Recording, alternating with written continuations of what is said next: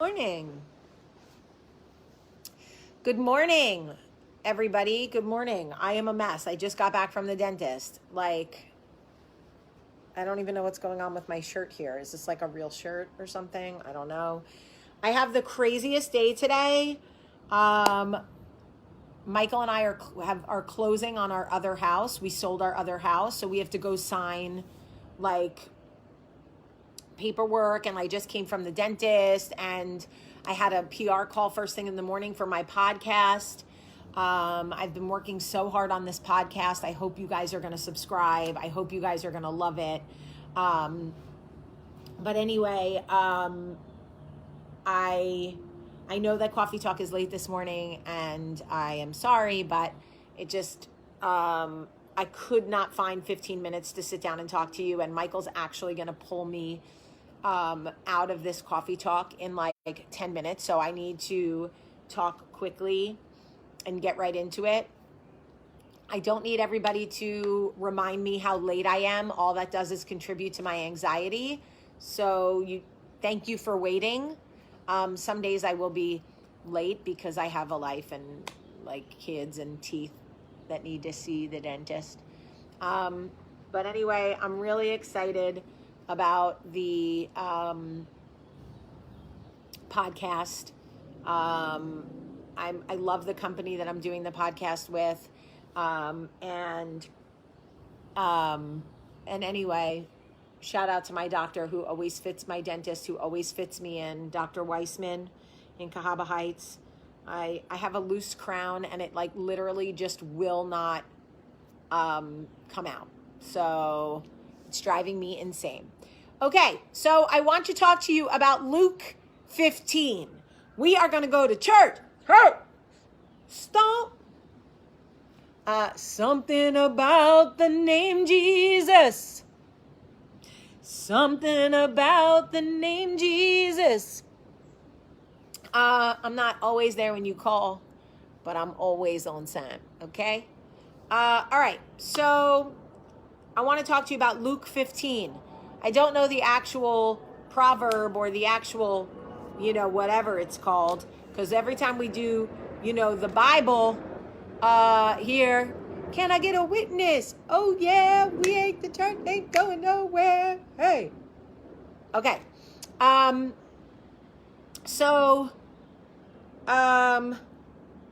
Luke 15 tells the story about Jesus as a shepherd tending to a flock of 100 sheep. And one of the sheep gets away. And Jesus leaves 99 sheep to go get the one sheep. Now, I want to talk to you about something in our life. In our lives, we have something called acceptable loss, right? When you own a grocery store, or even when we go food shopping and we bring our food home and something is brown, an apple is brown, or some of the lettuce went bad, or whatever it is, and we throw it in the garbage because it's acceptable loss. It's something in our life that we kind of assume there will be a certain level of acceptable loss, right? When you're moving, furniture gets broken, and okay, well, we're not going to keep this table because it didn't really survive the move, so we put it out to the curb, right? When you're cleaning out your closet, there's a certain percentage of clothes that are not going to fit you, or you need to donate, or whatever it is, and you put them in a bag, and to be honest, you drive around with that bag of clothes in your car for about 10 weeks before you actually drop them off to be donated. Let's all be honest, but you know what I'm talking about. It is acceptable loss, okay? Well, let me talk to you about acceptable loss when it comes to Jesus, okay?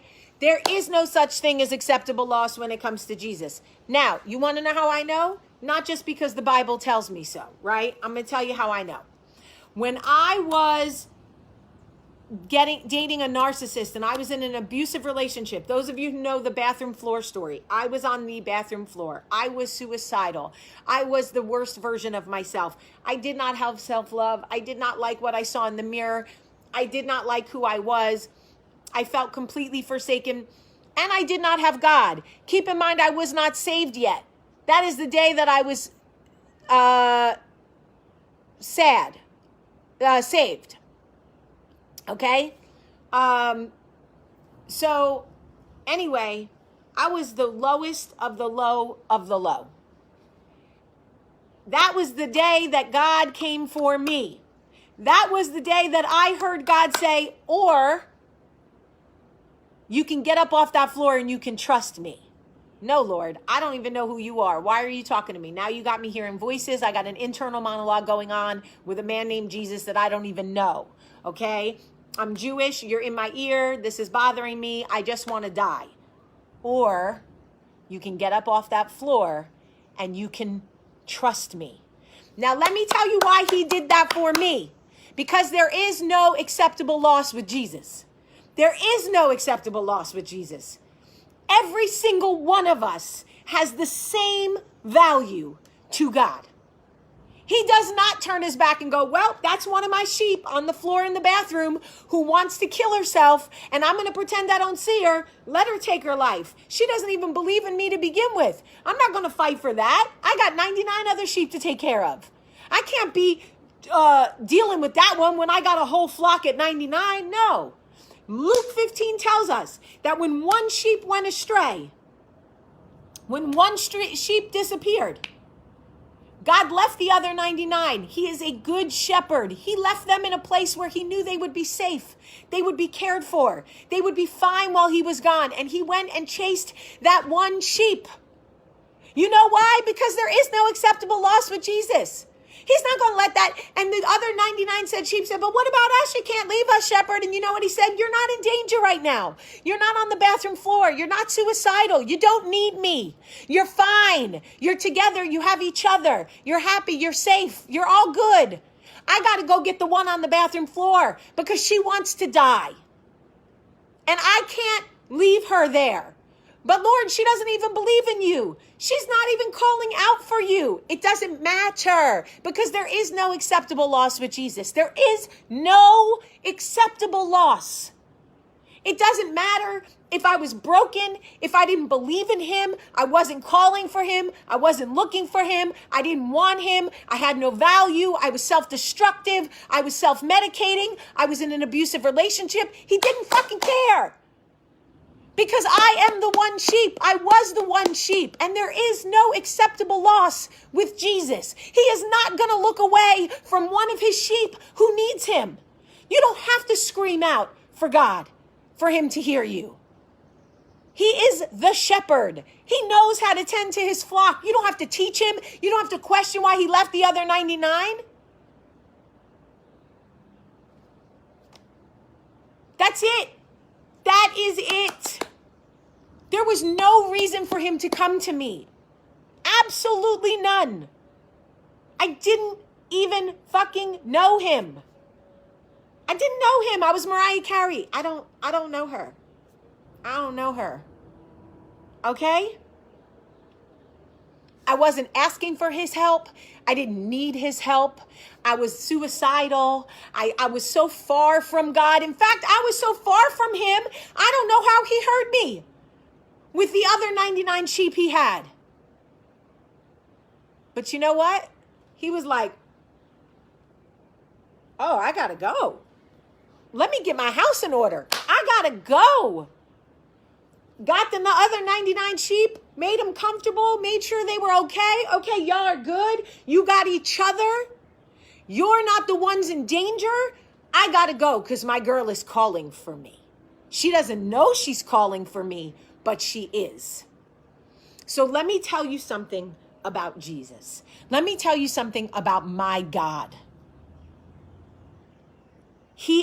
There is no acceptable loss with Jesus. None. Not one of us are expendable. Not one of us have less value. When you cry out for God, he is either coming to save you or he is calling you home. But I promise you, he loves you so much, he will chase you down. And he will whisper in your ear. Or you can get up off that floor and you can trust me. I had no value. I was not a productive member of society. I was not a woman of women. I was not a girl's girl. I was so broken. I was brokenhearted. I was broken spirited. I did not believe in Jesus. Okay? And he came for me.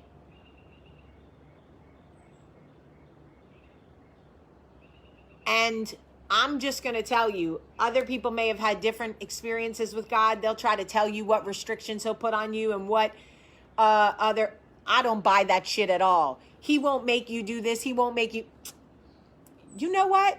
There is no you watch Caesar Milan, whatever, the damn dog whisperer, the baby super nanny, this, that, and the third. Y'all think these people have special gifts to talk to animals and kids and shit? No. God is the ultimate whisperer. You got to listen. You got to listen. God is so good, Chantel. Oh my God. So good. You have to listen, but there is no acceptable loss with God.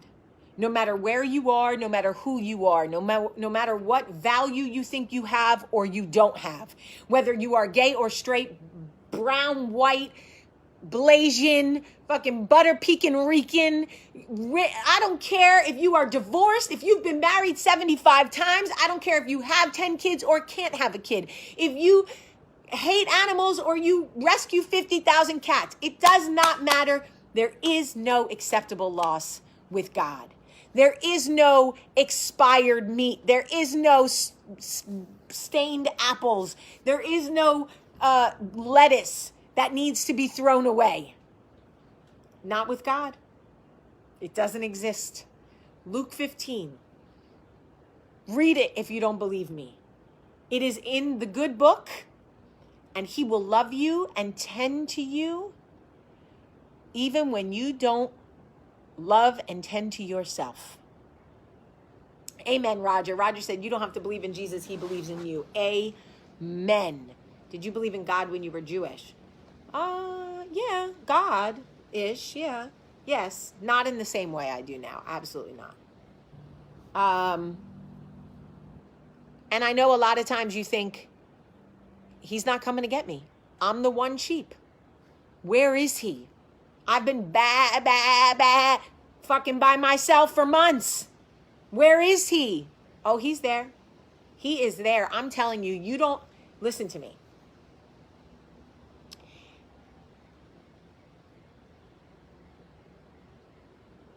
I know what it feels like to feel forsaken by God. I know what it feels like to feel like you are bang by yourself, out in a pasture alone going, okay, but he ain't left the 99 sheep yet. I'm out here waiting. Oh, no. Because whatever he is working on with you, whatever lesson it is, whatever thing he needs to show you, whatever red flag he's been sending that you refuse to see, whatever work he has done in you that you refuse to do for yourself, he is waiting. He is waiting for you to hear him. You know how much I went through in that relationship? 2 years I let that man abuse me. I let him abuse me. I let him shit on me. I let him break me down and lie to me. I let him destroy my self-worth and chip away at my enamel. And I kept saying, why am I forsaken? Why am I blah, blah, blah? No, God was showing me all the fucking red flags. Every single one. And it wasn't until I got quiet enough that I finally heard him say, or. Listen, this is my journey. This is my journey. This is my journey. And he is a shepherd, and he is working on his flock, and sometimes you are part of the 99, and sometimes you are the one. And I know what it feels like to be the one. I'm telling you. And it wasn't months. It was years that I was bang by myself. And the truth was, I was not doing any of the work. I was allowing myself to be abused, crying out, why me? Why me? While staying every day in an abusive relationship. Staying. And Looking back, I wouldn't change a thing. I absolutely wouldn't change a thing, because if I didn't go through it the way I went through it, I wouldn't have stayed to the point that I was ready to leave. I wouldn't have been saved. I wouldn't have found Jesus. I wouldn't have found Michael. I wouldn't have had my kids. I wouldn't change a thing. But I want you to know that sometimes we want God to look at us. But what about me, God? What about my life? Well, you're not the one sheep, sweetheart. You're not the one who needs me right now. You're okay. You're with the 99. You're going to be fine. I have left you in a safe space. Trust me, for I am the shepherd. You are okay right now. I got to go get the one that needs you, that needs me. Okay, Lord, I got to trust that. I got to trust that, Lord. And be thankful. Be thankful you're not the one. Be thankful you're not the one on the ground. Be thankful you're not the one on the floor, not the one who can't breathe, not the one who's suicidal. Be thankful it is not you. Be thankful that you are not the one sheep. Be thankful that you are safe and that the Lord can tend to you in a different way and that you are part of the flock. I have been the one. I have been the one. I have been the one. And I saved myself with Jesus. I did not save myself before him. This is all I can tell you. This is all I can tell you. And it was on my heart this morning. And I called Father Bob and I said, Bobby, there's something on my heart and I don't know how I want to convey it. And he said, honey, it's Luke 15. There's no other way. It's Luke 15. And I just read Luke 15 if you haven't read it. Read it. Learn about the way in which Jesus tends to his flock. Learn about the way that he cares for his sheep. Learn about the fact that there is no acceptable loss with Jesus. None whatsoever. Zero. None. None of us are expendable. None of us are an apple with a brown mushy spot.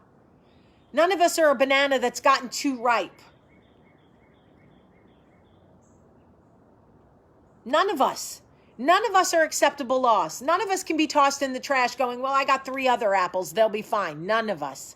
Not with Jesus. No. Nope. So as sort of rotten as you feel, as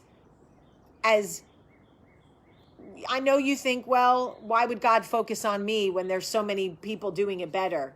No. Broken crayons still color, ripe bananas still have flavor, all that shit. All the damn memes.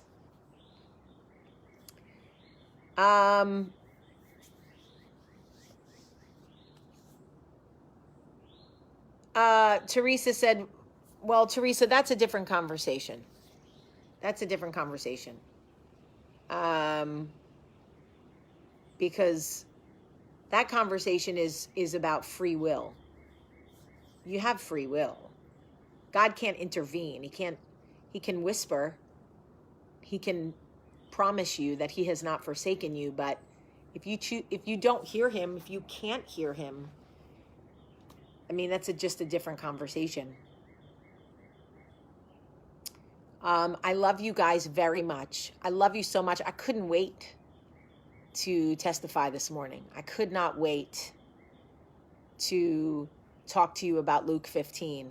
I'm going to post it. I'm going to post Luke 15 on my page. But God was talking to me this morning, and I'll tell you what, I talk to God every day, but today it was undeniable, like acceptable loss. There is no acceptable loss with Jesus. Absolutely none whatsoever. Every single one of us is as meaningful and as important to God as the next one. I have no more value than you do. I have no more benefit to God than you do. Absolutely none. And sometimes he leaves me with the flock and goes, girl, you good. Shh. I can't help you right now. I'm going to deal with this one. I love you guys very much. If you would share this video, somebody needs to hear it. Share it. because you know, tag someone who needs to hear it if you don't want to share it. Please. I love you all very much. Have a great, great day.